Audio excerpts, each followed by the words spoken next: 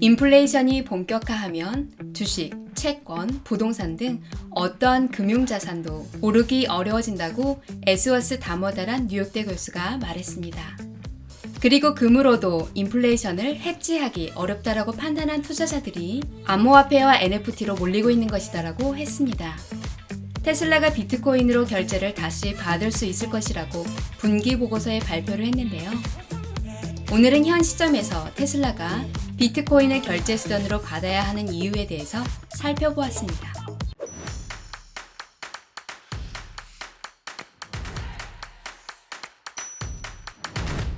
안녕하세요. 미국 주식 타마다입니다. 최근 신흥시장에서 디지털 화폐가 급증하고 있습니다. 왜일까요? 신흥시장 인도네시아입니다. 이곳은 아직도 현금만 결제받는 곳이 많이 있습니다. 신흥시장은 전 세계 인구의 거의 86%를 차지합니다. 그런데 이들은 은행 계좌조차도 개설하지 못하고 있죠. 초록색 음영이 진해질수록 국민이 은행 계좌를 개설하지 못하고 있는 지역입니다. 과거에는 은행이 부자들에게만 서비스를 제공했습니다. 신흥시장의 개인과 소규모의 기업은 기본적으로 금융 서비스를 받을 수가 없었죠. 그래서 많은 사람들이 주로 현금에 의존해 거래를 했습니다. 이로 인해서 사기와 절도에 취약하고 대출 이용이 어려웠습니다. 10년 전의 현금 사용률을 비교한 그래프인데요. 스웨덴은 2010년에 56%가 현금을 사용했었는데요. 최근에는 9%만 현금을 사용하고 있습니다. 반면에 이머징 시장의 인도네시아는 10년 전에 현금 이용률이 100%였습니다. 2020년에도 96%가 아직 현금을 사용하고 있습니다. 그런데 코비드-19 발생으로 사람과의 대면이 어려워졌습니다. 이러한 상황이 자연스럽게 인터넷을 이용한 디지털 결제를 수용하게 하는 환경을 만들었죠. 그리고 암호화폐는 인플레이션 회피 자산으로 각광을 받게 되었습니다.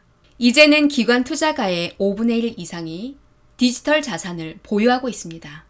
2016년에는 디지털 자산을 보유한 기관이 단 한 곳도 없었습니다.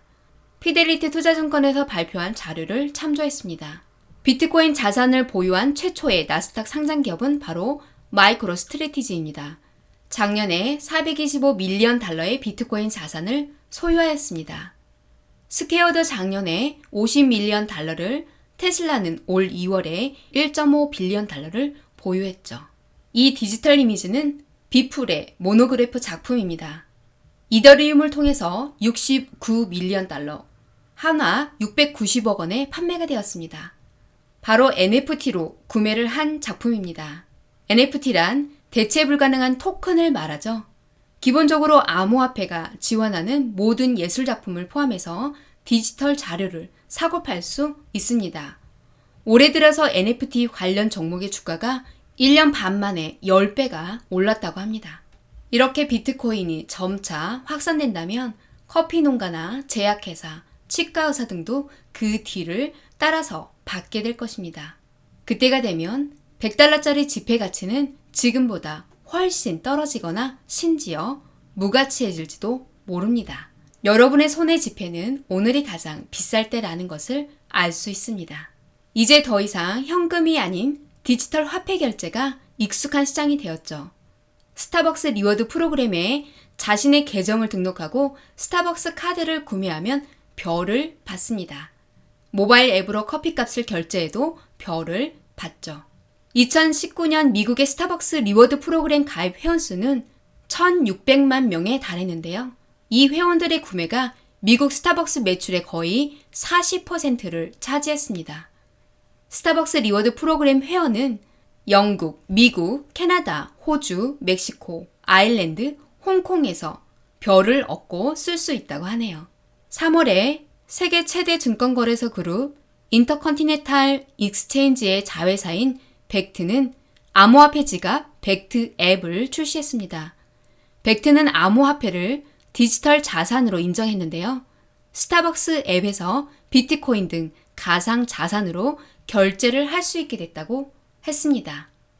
9월 테슬라 분기보고서에서 비트코인을 다시 받아들일 수 있다고 했습니다.